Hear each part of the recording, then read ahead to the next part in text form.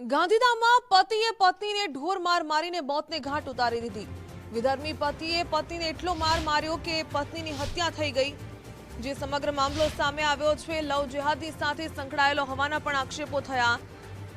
ઉલ્લેખનીય છે કે પત્ની સોનમ છે તે નેપાળથી પરિવારની સાથે અહીં આવી હતી અને ત્યારબાદ લવ જેહાદમાં તેને ફસાવવામાં આવી, પ્રેમ સંબંધ કેળવવામાં આવ્યો અને તેની સાથે લગ્ન કરવામાં આવ્યા।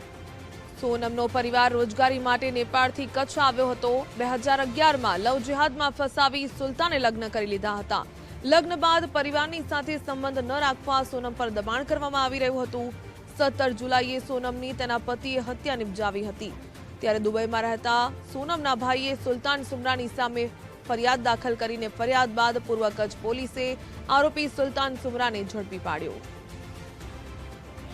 આરોપી જે છે આમાં સુલતાન યુસુફ સુમરા જે ભારતનગરના રહેવાસી છે, તેઓએ તેમની પત્ની નું ખૂન નિપજાવી અને તેમની જે બોડી છે એની અંતિમ વિધિની કાર્યવાહી કરતા હતા। એ દરમિયાન જ પોલીસને બાતમી મળેલી કે આરોપી દ્વારા પોતાની પત્નીને માર મારીને એનું મોત નિપજાવેલ છે અને એની લાશની અંતિમ વિધિ કરવાની પેરવીમાં છે। જે માહિતી પોલીસને તાત્કાલિક મળતા પોલીસે ઘટના સ્થળે પહોંચી અને લાશનું ફોરેન્સિક પીએમ કરેલ અને ફોરેન્સિક પીએમ દરમિયાન મરણજની લાશ પર મલ્ટિપલ ઇન્જરી હોવાની હકીકત જણાઈ આવેલ।